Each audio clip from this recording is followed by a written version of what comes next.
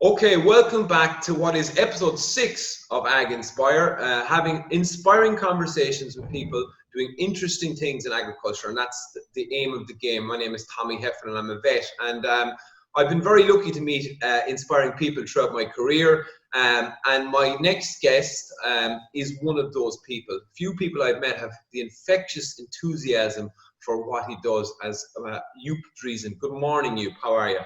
Hi, Tommy. Nice to meet you. Yeah, nice to meet you again. I've been very lucky to become a cowsignals trainer, master trainer with yourself, and meet you on several occasions. I suppose I want to talk about cowsignals as well, but I remember the first time we met in person. I traveled over to your training facility, and we did our training for the day, and then you said to us, I want to show you some farms this evening. You picked up myself and two of the other trainees. And we went off for this adventure for about 6 hours, and whatever energy you had during the day, you continued it to the night. And it wasn't just about the cows and the farms; it's everything. You have an infectious energy for life, and I really admire you for that. But I suppose give people you're known as the cow whisperer.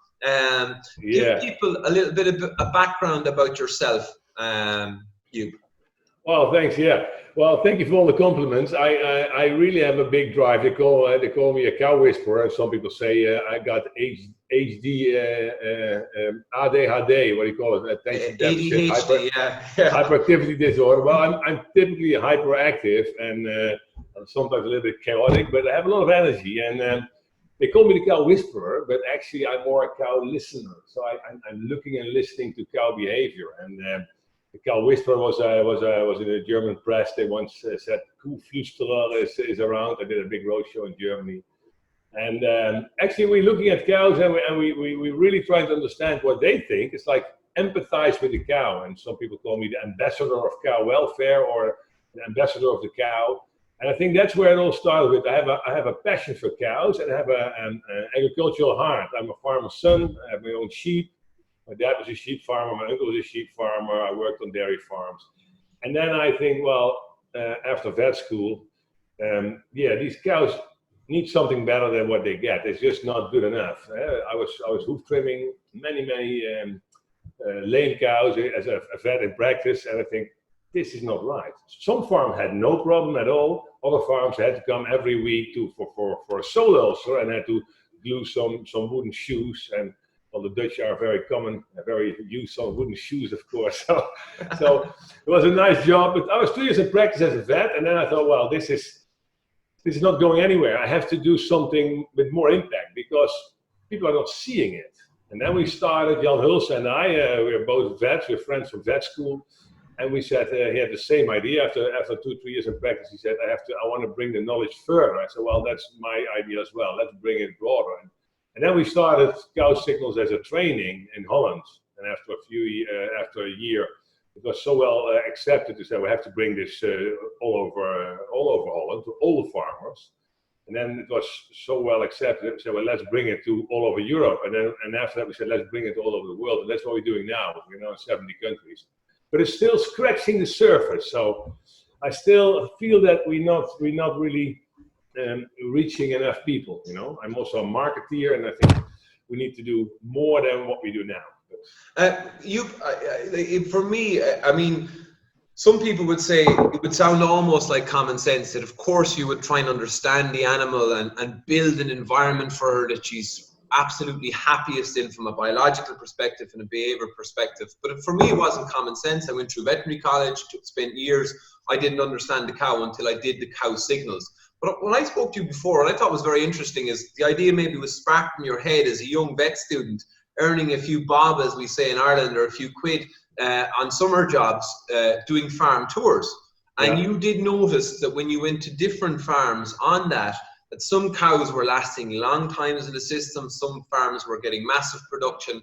And is that kind of where it sparked in your head even before you qualified as a vet, where you were looking at these farm tours and you were seeing these magnificent results, and a lot of them to do with and I've become a huge believer that our farming systems need to become about the animals. So if we put the animals in the center of the business, that should be profitable from because it has to be profitable as well. Is that where it kind of the origins of it was it that young veterinary student doing the farm tours? I think yes. I think it started when I was 10 years old, when I was doing the first delivery in my dad's shed. I was thinking back to that moment. My dad said, "Come help me. You have to do a delivery because I can't get in with my big hand." So I went in and I got 2 lambs out there. I was really like, "Wow, I'm a vet already." I was very excited. But then my mom and dad were discussing because I was sitting on my knees in the straw and I was standing up and had 2 wet knees. Both knees were wet. And my mom, she saw it and she said to my dad, "You have to put more straw in here, Joep." And my dad said, no, this is good enough. It's all a lot of money and a lot of work. So I thought back to that moment that my mom was about the care and my dad was about the money and the work. And they were both sort of quarreling over my head. I was a little boy there. And I think this was a striking moment that I realized afterwards, that the dilemma between care and money is in every farmer's head. So they really want to earn money, but they also want to take care, but they can't do both at the same time. That's what they think. Yeah. So then I realized that this was a wrong assumption, because actually the more care you give, the more money you get.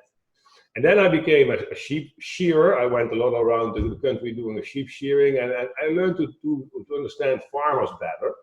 And the study trips in vet school, I was doing a lot of study trips around Europe, America, and I did a lot of study trips with a Dutch travel agency with old farmers that wanted to visit their friends abroad and young farmers that want to look for immigration. And they were asking questions and everything went through me, especially if it was like foreign farmers. I had to do the translation in French, German, and English. So I learned an awful lot of what farmers wanted to know and why they wanted to know. And I had already a common sense thing from my dad about earning money and agricultural economy. He was a teacher in the Wageningen University. And my mother, she was a nurse and caretaking. So my dad was also a teacher, so I have all these genes in me and all this stuff that drove me that way. And then 2 years in vet school, 2 years in vet practice, I realized that one cow was looking at me, and she was sort of, well, it was not exactly this cow, it was sort of a cow like this looking at me, and she was talking to me, and she actually said, "Help." I realized that she needed help, and that was the moment that I realized we have to start a training in this, because all these cows have empty rumens. The welfare check we now make, the 1 to 3 welfare check, empty rumen, damaged hocks, and lame. And these 3 things are just amazingly striking, that an average farm in the world, 30% of the cows is either empty, wounded, or lame. And that is for me unacceptable. And then I realized we have to do something about it. And that's where I found Jan Hulsen. We together said, let's start a course of seeing things, not looking at it, no, seeing it, consciously looking and trying to understand. And then we made the look, think, act principle. Look, think, act, see it, think about it, and do something, because it is not normal. We see it every day, so we think it's normal, but it's not normal. And that's what happens everywhere in the world, also with COVID and all the things happening, people eating sugar, and people being poisoned by the feed industry, and they don't even realize it. There's a lot of things that people don't realize, and I see them, and I can't ignore them, because I'm honest, I'm justice, I have a heart, a passion for people and for animals, and that's why I want to spread this knowledge, this simple knowledge of what does a cow really need. So talk to me about the cow giving you signals, because it's in vet school we look at physiology, we look at anatomy, we talk about epidemiology. We go into microbiology, and they're all very important fundamentals. And it's funny, I was 15, 16 years qualified when I realized I should have been less time in the pub and more time reading about physiology, because I'm going back to understand it again. But one thing that I didn't really understand was like the simplicity of just look. It's easy. It sounds simple when you know that to do it, but it's not simple, because I wasn't doing it. But looking at the cow and seeing that, she's an empty rumen, she's lame. What else is she showing? Her coat, her eyes, her ears. Talk to me about the messages that the cow is telling us about the environment. Well, actually, we had in vet school some very good professors, and one of them was Hayer, and Mr. Hayer, he told us, just examine the cow and touch the rumen and put your hand in the rumen and feel how dense it is, and trying to listen for steel band sounds and listen to the breath. So he was really good at individual cow care. So as a vet, most vets are trained very well in examining one cow, and that's very important.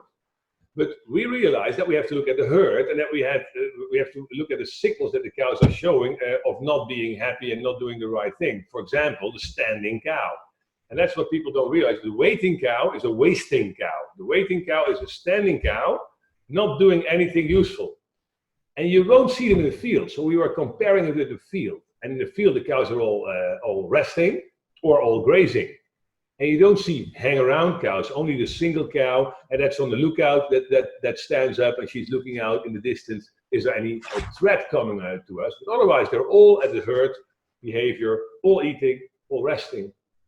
And that was interesting, or when they are in heat, there's an exception, but they're all resting or all eating. And in the barn, you never see that. Only in the very best barns I saw the same behavior. I think, hey, it is possible to bring the 6 freedoms of the pasture under the roof. And that's why when we developed the cowsignals diamond: feed, water, light, air, rest, and space. If you do these 6 things right, your cow will be healthy. I was thinking about the other professor was Arie Brandt, and Arie Brandt said, look, this cow, she just had a baby. So baby came out from the backside normally, whoop, and the baby fell in the straw, and now the cow is licking the baby. And after the baby was moved, this cow was sniffing around. What's she doing? She's looking for the baby. Where's my baby? And she starts eating that straw on the spot where the baby was landed and where she has seen the baby last. And he showed us this behavior of the cow.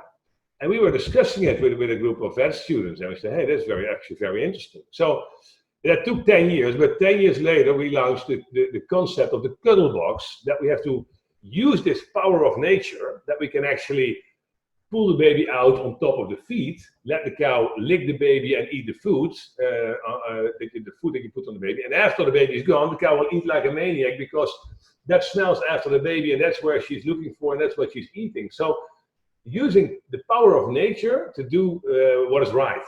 And this cuddle box principle was a big success. We got an innovation award on Eurotier in 2016 or 2017, I think. But it was already 20 years old. The idea was already in my head, planted by this professor, where we had a big discussion on the first moment cow-baby interaction, which is more important than we think. And then you see that the whole industry is sort of industrializing, more cows, more efficiency, and they forgot the really important things, like this first half hour, nature can do such a better job than any man can ever do. Of course, you have to milk her and give the colostrum to that baby as well, because that is what nature is lacking.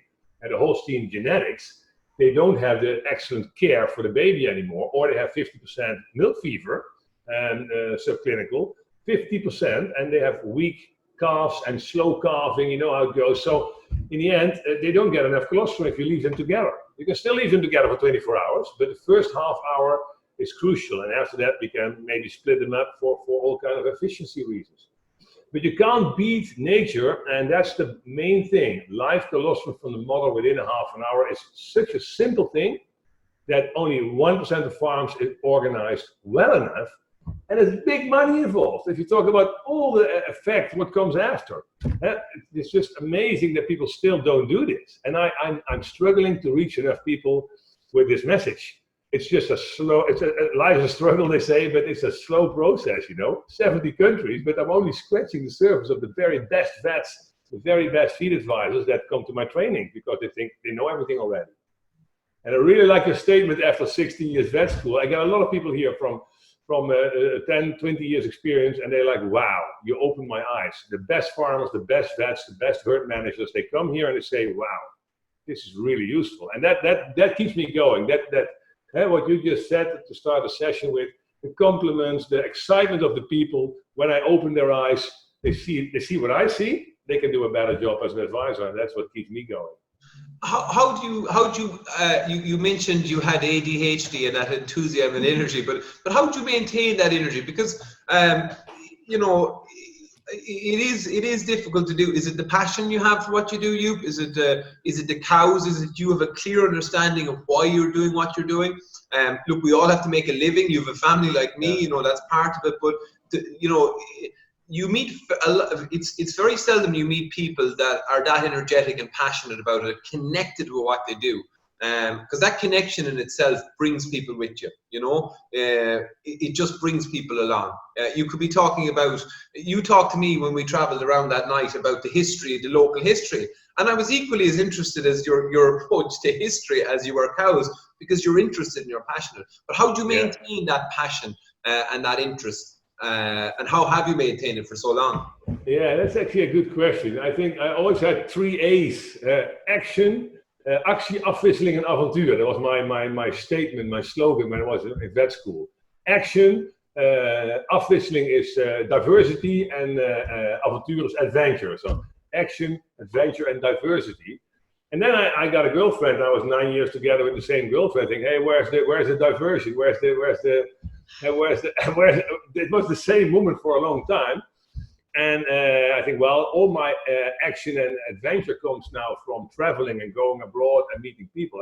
And I think that was one of the drivers, meeting people in many countries. And then I met my wife 15 years ago, and I have a very nice family. I only started a family very late. But I was always, the first 40 years of my life, really exploring the world. And I was extremely curious about what people are doing. And I'm very interested in history and people and psychology. I had my second choice was psychology. I never went to psychology university, but I actually did a lot of courses in psychology and motivational interviewing, neuro-linguistic programming, provocative coaching, and listening classes, LSD classes, listen, summarize, deep questioning. So all kind of trainings in reaching people. And what you said was right, but with traveling with farmers. I was also a tour guide for many years in the snow, skiing, sailing, ice skating instructor. I did a lot of sports. And I have a passion for healthy food and a healthy life. So I like to move, I like to be outside. And I try to find a combination. And the fun now comes from, I got a meeting now in Armenia. So the next trip will be to Armenia. And that's a new country in the former Soviet Union that I have never visited. I was in Siberia last year, what was also new for me. I work in Chile, and I work I hope to go to Colombia soon. So I have exotic countries. I always wanted to explore the world. And now the challenge is more countries. So I visited 70, so why not all 200 yet? Well, we're reaching them by internet because it's quite polluted to travel all around the world. But on the other hand, it keeps me going. If I try to go for a full week, then I have an efficient training. I train trainers locally, so the seed is sown and it will go on in that country. So I only need 10 good people in a country, and we can transform that whole country into more cow signals and more cow thinking. And that's what I've been doing in all these countries. I was in Zambia, Kenya, Vietnam, the guys in Indonesia, China. So you see that if you have the right people in the right country, you can make them think from the cow's point of view. Things are changing, and we need to change it. You mentioned in your questions antimicrobial resistance and climate change. It's amazing. Every sign is green now for cow signals, because we have to give cows and people a more natural life, because they will last longer and they will be more happy and they will be less polluting. And that counts for people. I remember I came back from I did my cow signals online first with you, and this idea of longevity, the cow, there's a metric I never thought about, right? Yeah. And we all change and evolve. I look at welfare and how I've changed my attitude toward welfare. I mean, that's ultimately what we're trying to do. We're all trying to think differently and change it. But I never thought about longevity. And I came back and I had a discussion on one of these online forums about longevity. And, I was kind of going, no, that's not a metric we need to talk about. And I didn't have the conviction then that I do now to say, absolutely, okay, you need the genetics in the system, but it makes complete sense from an environmental perspective, a cow welfare, a profitability perspective, that the cow must last longer in the system. And in some countries, the average lactations achieved is very poor. It is, yeah. Well, actually, it's interesting. I was just looking up some data. I said, well, actually, it took us 200 years to double the lifetime of mankind. In 1800 in London, people were 40 years old and they were dying. And 200 years later, the people become 80 years old. So we doubled the lifetime of mankind in 200 years. I think we can double the lifetime of cows in 10 years. And this is a real, doable, smart statement that we can actually do it. Because I see it happening on the best farms in the Netherlands. We go from 3 to 5 lactations, and the very best are already on 6 lactations. So what does it take to double the lifetime of the cow? That's then the question. Well, actually, one other statement is Big Bertha. You know Big Bertha? Yes, I've heard of Big Bertha, yeah. I asked yesterday 3 Irish people in the house. I said, and they all 3 didn't know Big Bertha. They were young people. Big Bertha is she should be the most famous cow in the world. Maybe she's not yet, but I'm helping on that. She was living in the Ring of Kerry in Ireland, and she was giving birth to, guess what? How many calves she was giving birth to? You know, Tommy? Did she have 18 or 19 calves or something like that? 39 baby calves, and her age was 49 years old, and 49, 48, now I have to lie, I have to look it up again. 48 years old, and she had 39 baby calves. And she was a beef cow. She is a nice spotted cow that was living almost forever. So cows can get very old, and if you just keep them happy and healthy, if you just give them what they need, they will just continue living. And the funny thing, and what we came across, is that if cows live longer, if you give cows what they need, they just live longer and they get more productive because they are more feed efficient until the 5th, 6th lactation. Until the 5th lactation, they're still growing, they're still developing their rumens. So they have the same maintenance energy, but they just have more milk.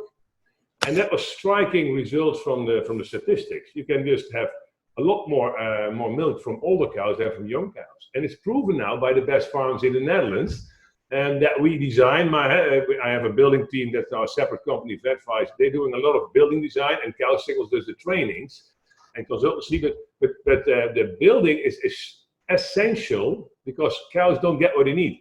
Cows' hooves are not made to stand on concrete. You know what happens on concrete? I don't have to explain you, but for the listeners, it's quite interesting. If a cow stands on concrete, and this little bone here, what's inside, is pushing too hard on the sole, and you get a bloody sole. We call it, Nick Bell called it standing up disease. The waiting cow, the standing cow, the wasting cow. She's wasting her hooves, and she has red spots in the sole because she's damaging the sole from the inside. And if you look at the bottom of this little bone, on the bottom back edge, there's little exostoses, little points formed by irritation and the heifer after calving. And this is what we do with heifers. We have overstock situations. Heifers are standing everywhere in the world. Heifers are suffering, they're standing, and you ruin their hooves in the very first week of lactation. And then she's pushing too hard on the sole, laminitis, painful, and that's where it starts. And she will be culled the second lactation, because the second lactation, this little bones here is getting worse, and the irritation the second year is even worse than the first year. So in the second year, she's sort of giving up on it, and she has too much pain. She gets lame. And lameness is the biggest killer of everything. Like people talk about mastitis and fertility, it's all non-information. It's all about the lameness, because when they don't eat 12 meals a day, that's where they get sick. And that's when they don't eat enough, and that's when they get like an empty rumen, and that's when they get infertility and mastitis. So the resistance of the cow, keeping her healthy, is directly related with the housing, and that's highly underestimated. I would say 90% of the cow houses is just not good enough to let the cow live for 5 lactations. And the 10% are probably good enough, and there the manager still has to learn some skills to do an excellent job around calving, and having a stress-free calving line, which is only there in 10% of the farms. Stress-free calving around stress-free calving line, the destroy out around calving. The cuddle box, that is an essential part in a dairy operation that you have to design for. It costs a lot of money, but that's the investment for the future. And if you do that right, the stress-free calving line, the cuddle box, and stress-free stockmanship, don't forget that last one, then you can actually have your cows live longer. You of course have to adjust your main barn with deep soft beds and 1 feeding place per cow. And then the next step is rubber on the floor. But first you have to do all the other 6 things of the cowsignals diamond, because the rubber is very expensive and nobody can afford it now. And if you put rubber in your barn now, all the cows will lay down in the manure, in the rubber, and not in the beds, because the beds in 90% of farms is not good enough. And that's quite a negative approach maybe, but it's also a very realistic approach. And people that are in the farming business, they really understand it right away, think, hey, this guy's right, let's do something about it. And that keeps me going, because everyone who can think, he understands that we have to go for longer living cows. It's a waste. It's a mistake to waste cows after 2 lactations. So just let them not get sick, prevent disease, and prevent the tunnel vision. And then we have automatic welfare and sustainability. And it needs some investment, but it also brings some money. It brings a lot of money if you do it right. It's funny you say that, because I suppose 85% of the cows globally are indoors. So typically people would associate cow signals with indoors, but I've applied it in the grazing system because our cows transition, they calve, you talk about stress-free calving line, indoors. So her metabolic sprint occurs indoors, and it's a really, it sets up her lactation. It can determine whether she stays in the herd. It can be a huge area for lameness. So it's really, cow signals from a grazing system has a big role to play. The other thing you said there, and I suppose put it in perspective maybe for Irish farmers, and it's a really good figure, is that we talk about solids, milk solids, and between a heifer and a 4th lactation animal, there's a 3rd lactation animal, there's 100 kilo difference in milk solids between a heifer, and like that's a huge difference from a volume perspective and from a production perspective. Plus you've got to spend that 2 years getting her into the parlor. So I think really just keeping it and you have to have the genetics right in the system. You have to have, there's simple things there, but with then keeping animals in the system by doing the cow signals diamond, and space is a really big one. When we see a space, you tend to say, well, more will be better in there. And you've seen this, Joep, where sometimes you take animals out for a reason or another, production goes up. That 130 animals mightn't be the right fit for your farm, that it's actually more profitable, productive with 120. And I put that down to, if I had to have one thing that I was to say about, 2 things maybe with cows, is consistency and space when they're indoors. Consistency in the routine and the interactions. Because they're amazing animals. And again, it took me 15 years and a trip to Holland with an energetic vet to kind of really start thinking about the cow herself and how she interacts with the environment. And and I've heard Neil Chesterton say, and you say, about her walking speed of 3 kilometers an hour. And if you push her past 3 kilometers an hour, you're putting her under pressure. It sounds so simple. But it's when, it's for me, it was mind blowing. To understand those things. So I suppose watch the cow, get the environment right. The cow will tell you, the herd will tell you what's happening. React to the environment, make the investments. And you talked about cow-human interactions. What are the good principles of stockmanship that you would see that we need to be training? Because a lot of times, and I suppose this is a challenge in agriculture, and I don't think it should be this way, is that, we don't do enough training with people maybe coming into the farming systems. And I'm not saying that's in every farm, but certainly around cow behavior, it's something we can do better. What are the principles or the ideas that people working with animals do you think need to be understanding? Or what's success look like to you in that spectrum or sphere? Well, that's a good question. That's really one big passion, the stress-free stockmanship training. If you look at all my courses here, maybe you can only see the icons. I'm going to put them in the blog as well. I'll put the links. We got 12 subjects, and that keeps me going because every time we have a new subject. So in the last 15 years, every year we developed one new subject. We went from cow signals to hoof signals to young stock signals to dry to fresh, fertility signals, other health signals, robotic milking, building for the cow, feeding signals. They're all 9 really interesting. But the best I like is stress-free stockmanship. After 20 years in business, I was 10 years ago. I was with Bud Williams in Texas. He doesn't live anymore, but amazing guy who had a 7th sense for 6th sense, and a 7th sense maybe for stockmanship. Amazing guy, and he was understanding cows in a way I never understood them. I was reading some books from Temple Grandin. But then I heard about this Bud Williams, and it was one of my trainers, actually, Phil Burke. He inspired me to go to this guy because he is truly amazing. What you do is amazing, but what he does, you have to match that information. So I went to Bud Williams together with Jan Hooves. He was also triggered. Let's go there together. There were 10 vets in that room, and there were 60 cowboys, Texas cowboys, beef guys with big hats, running big herds, and tough guys, and they were all there to learn stress-free stockmanship. And all these 10 vets are now working around the world. Jared Kramer is one of them. Paul Robnicki, there's some really good guys working on stress-free stockmanship now, because they got inspired by this one man with a vision, and that really inspired me to the max. So it took a few years to work it out. Now we have a book ready. It's coming in the end of the year. The book will be launched. The video training is ready. And we're going to do also online video trainings on stress-free stockmanship. You can do it, prepare it at home, and then be on the live webinar in the small classrooms. We're going to discuss it. People have to send in their own study case and do a little test in how to move cows. And we give them 5 ideas how you can move cows and make a little movie and see how you understand the cow well enough to make her move without stress. And that keeps me going, because this was a whole new field for me, and I was experimenting with my own sheep. Actually, when I had like some geese here in my land, this is my land. I'm not sure if you can see it. This is my grazing land, my greenhouse. That's your farm, Joep, yeah? Yeah, this is my mini farm, and opposite the road there behind the trees is my dad with a sheep farm. We only have 10 hectares, so last season I got 3 at home here. My dad has 6. So that's our farm, and I see 2 geese landing in my land. And I step over the fence, and my geese are about 100 meters away, 2 wild geese, and I walk to the left. It's hard to show on the picture, but I walk to the left, and the geese are like, ooh, they're going to the right. I walk to the right, and the geese are going to the left. So you see them zigzagging, exactly opposite of my zigzag movement. And that's what I learned from Bud Williams. So the simple thing I learned there was step back.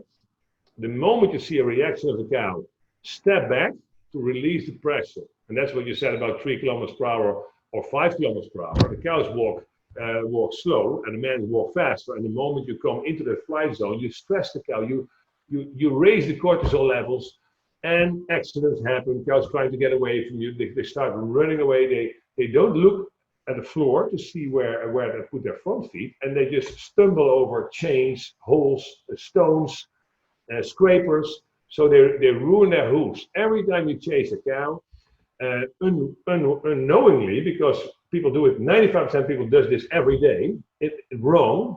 Only 5% of people do it naturally right. And I was studying this 1 out of 20 farmers. Why are they so good?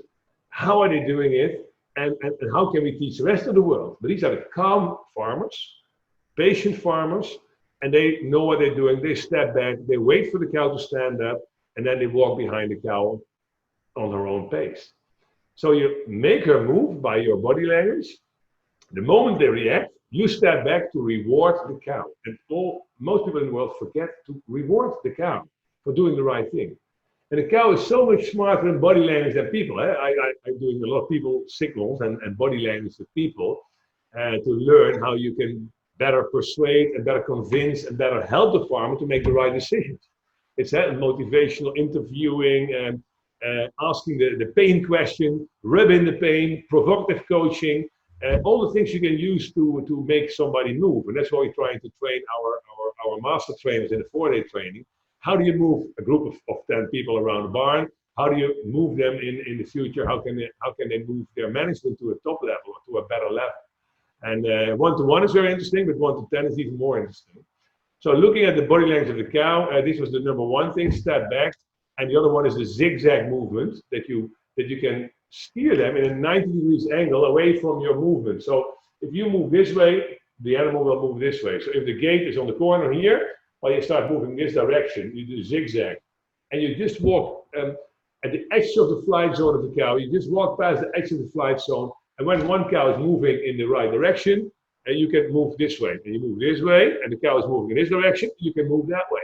It seems so simple, but you have to watch this video to understand it. It's a 4-hour video with a lot of films, because we couldn't really explain it. So I did a lot of films where I'm interacting with cows. And then you have to watch it without sound, and then think, what do I see? And then you can watch it again with sound, and then I explain you what's happening. But that's how you learn. I always ask questions to people. I don't tell them, do this or see this. No, I ask them, what do you see? And what do you think is happening? And then I let them explain me. And after that, I help them a little bit with making the right conclusions.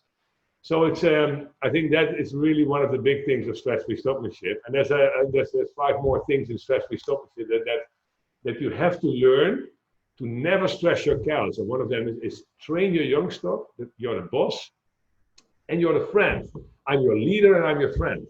And these are 2 complete different behaviors.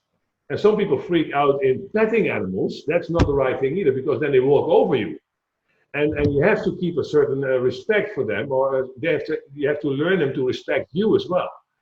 So petting them is really good. That's I'm your friend. But on other occasions, you say you have your sound, your voice is a little bit louder, and you're a little bit deeper, and you move a little bit faster. Hey, I'm your leader now.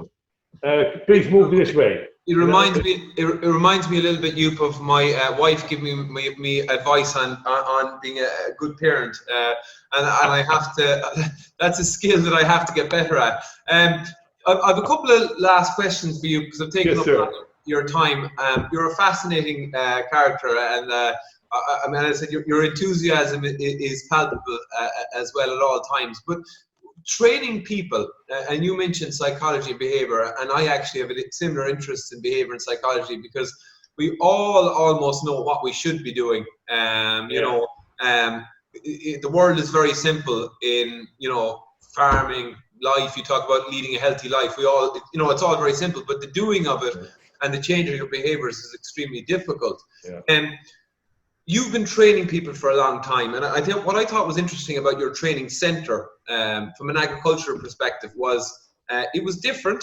There's the coffees, there's the relaxed chairs, there's a different environment there, and I took a lot of notice of that because typically, in agriculture, we don't tend to give ourselves those maybe pleasures or relaxation. It tends to be, hardcore. You get in, it's, I just think you sort of have a different approach to training. It's quite novel. I'm not saying other companies aren't doing it or other people aren't doing it, but it was the first time I sat in, and it wasn't lavish surroundings, but you had to quote maybe the Americans, a nice vibe to the place.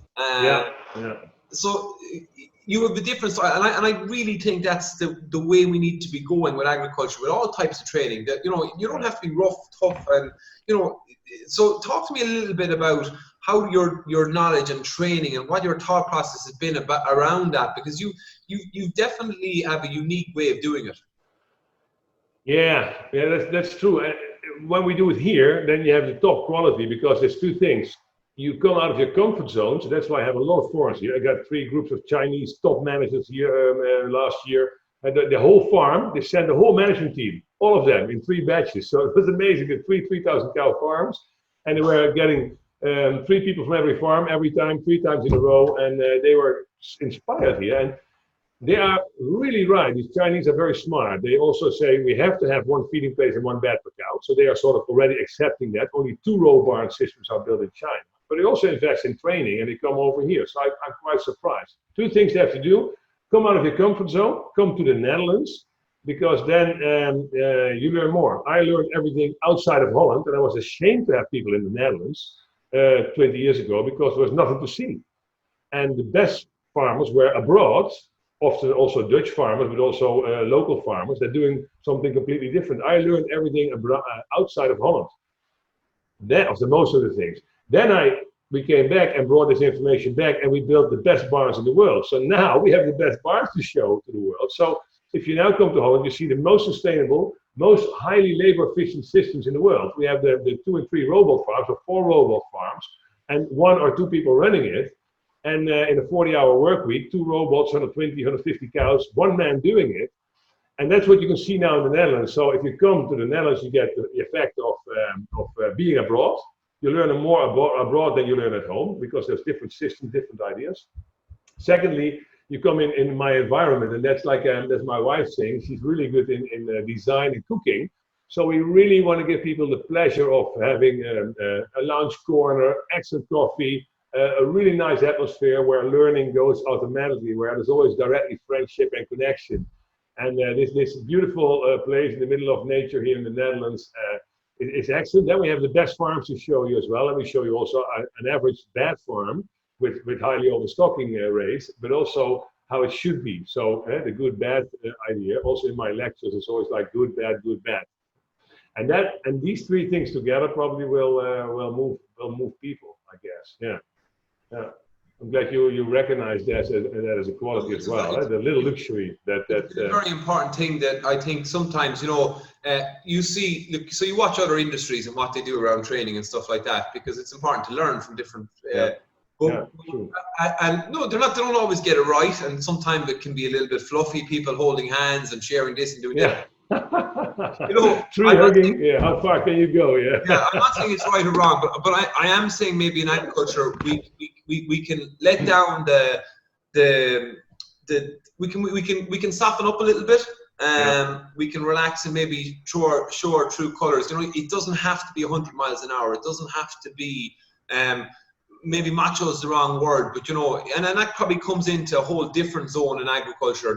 We should be doing different styles of training. It's a highly professional, like dairy farming is a profession to me. It's a skilled profession, and we should treat it and respect it as such. And I just think I was sitting listening to you, and there was a group of us around, and I just said, this is a really interesting training environment.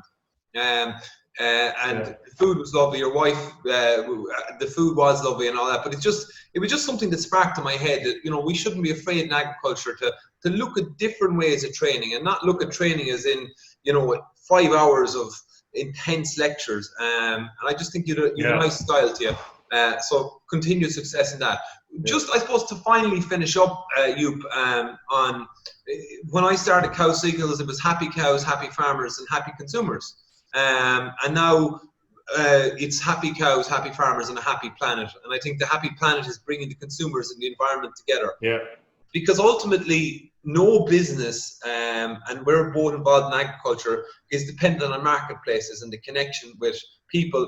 And the connection, I've had a lot of conversations over the last 2 weeks about the environment as well. So talk to me about how cowsignals plays a role in that bigger picture. So we've got the cow, the barn, the stockmanship, and I suppose what are your beliefs and thoughts over the next decade around the consumer of dairy produce and maybe the bigger picture in the environment? Well, that's a good one. I'm working 20 years on cowsignals now. I'm a vet for 25 years, 2 years in practice. Then I work for the industry for a little bit. And then already 20 years I'm doing cowsignals lectures and trainings full time. And I see that it takes longer than I expected. I started 10 years ago with my 13 years ago with my trainer program. And I started 7 years ago with online training. So typically I did 5 years of training farmers, 5 years of training advisors. The next 5 years I was training trainers. And the last 5 years I was training online. I think I have to go online to reach the world, because now I can go from 70 to 200 countries and everybody can reach my information. And I have a big drive to bring this to Africa and Asia as well, and South America, because they need it even more. And there's less food safety and food security. And that's my internal drive. I think this is good for every cow and every farmer. So I really feel sorry for the cow and I feel sorry for the farmer. So how can we bring this around the world? So my vision was 5 years ago, let's go for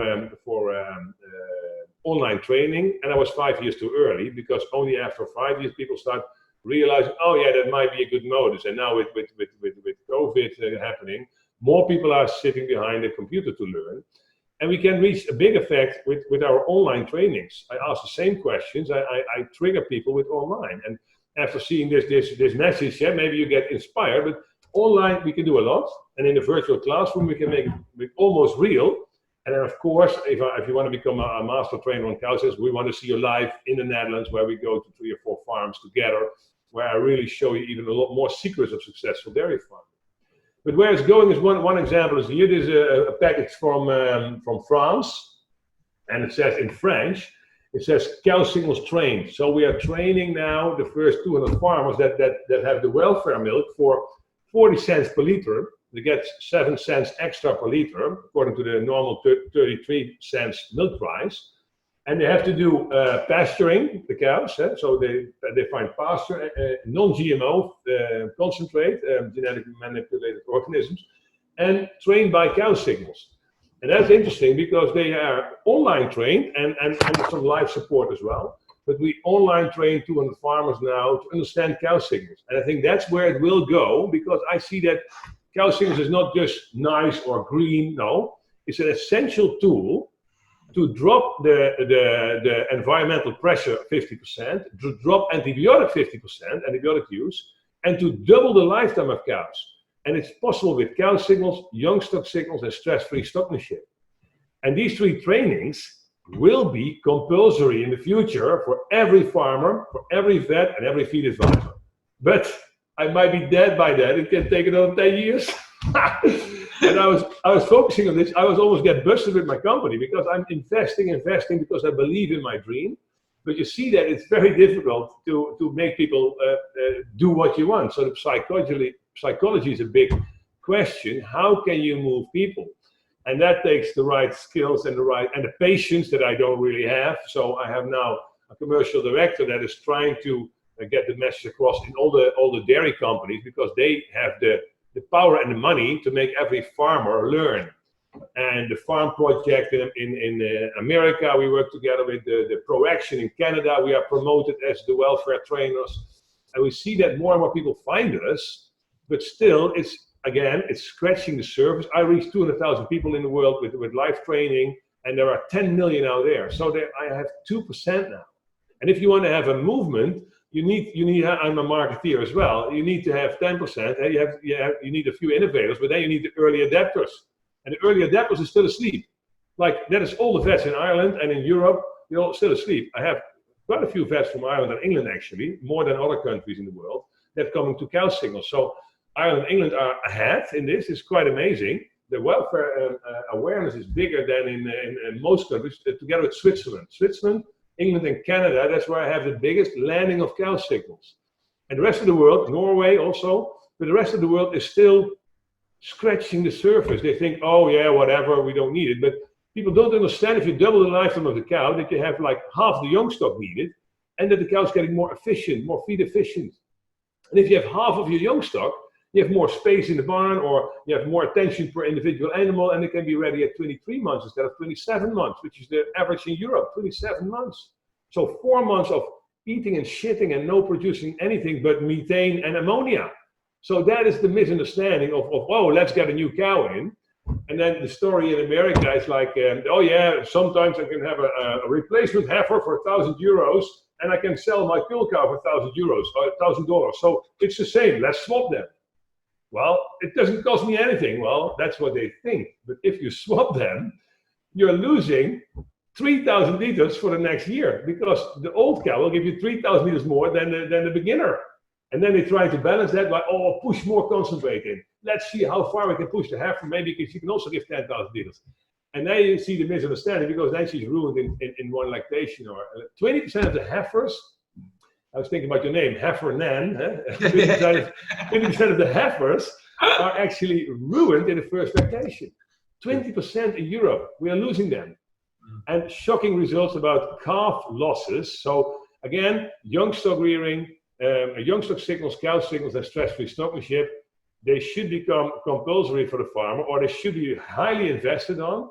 And it's not happening because people think they already know, but they don't know shite. They don't know enough about their own cows. And the advisors are single issue managers. They are blind as well. They know a lot about feed, a lot about medicine or infections, and a lot about how to build a construction, but it's or a lot about breeding. But all 4 advisors on the farm don't have the overview as a generalist. And that's maybe a last slogan. I put it in my brochure. A specialist is someone who knows more and more about less and less until he knows everything about nothing.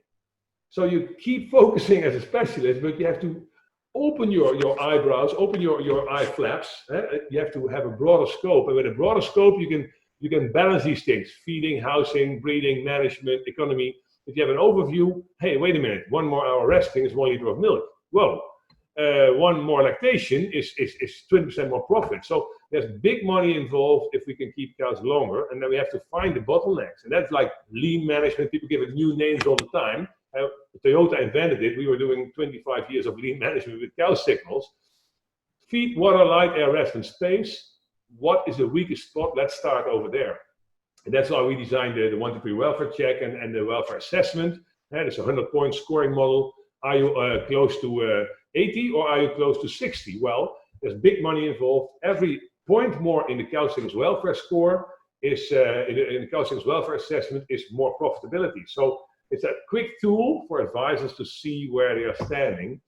And that's why we're trying to reach now the rest of the world with online training and live training. And that's for environmental pressure. Online training is a real winner. And we also have upgrades, an annual learning program now. So it's a continuous learning program for all our trainers we're working on now, that you get a new item every year, including the PowerPoint, including the checklist for in the barn, and bring it to your farmers and bring it to your colleagues. So that's what we're aiming for. And company licenses that the whole company can be inspired with cow signals and doing the right thing. It's an amazing effect. I'm thinking you there. I'm conscious of time, and I think. Yeah, we have to stop. I guess.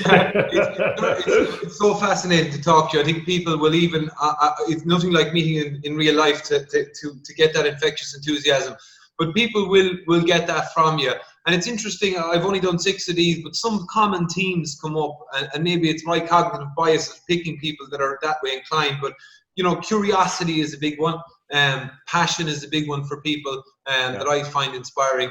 Having a vision for what you want to do and not being afraid to go after it. You're being provocative at the end there. You're saying, look, people need to get better, and you believe in what you do. And look, I've experienced it. I do cow signals training now. I've incorporated into the way I think in so many levels, at a micro level, on farm, but at a macro level, some of the work I do as well when I think about farming systems. Yeah. I'll leave you with the last words, Joep, and advice to farmers out there and people in agriculture. But I think you are an inspiration. Keep up the great work. There's a great book, and it's Infinite Thinking by Simon Sinek, and he does cover what you talk about there. That maybe you won't achieve it in your lifetime, and that's the really good thinkers have to remember that it's an infinite game. That if you think you're going to do it in 10 years, it puts extra pressure on you and your system. But it's one to think about. It changed my mindset around about what I'm doing, and I have a similar goal around trying to help make farming better. I also have to make a living. That's important as well. But it is. I'm passionate like you, and I think keep up the great work. But I'll leave you with the last message for farmers and cows about cow signals and the future that you want to see. Yeah, well, thank you very much, Tommy, for this interview. I'm really excited, and I admire your enthusiasm and your technical videos and your this ag interviews. Really good, I think. Keep up the good work. I think we should do more of this and inspire more people, and that's what I like, to inspire more people. So for all the farmers and all the advisors, it doesn't matter if you talk about grazing systems, tie stalls, or compost bedding or free stalls. There's 4 different systems. I work in all 4 systems, and we see opportunities everywhere. A cow is a cow, and a cow is always right. So if you want to have 2 more lactations, if you do it like this, and 2 more lactations, I learned that in England, for the archers. 2 more lactations for cows is possible. The cow is always right. Listen to the cow. She's got know-how. Just do the right thing, guys. You can, because you can. And the cow, she deserves it. Thank you very much. Thank you. You take care. Great interview. Thank you.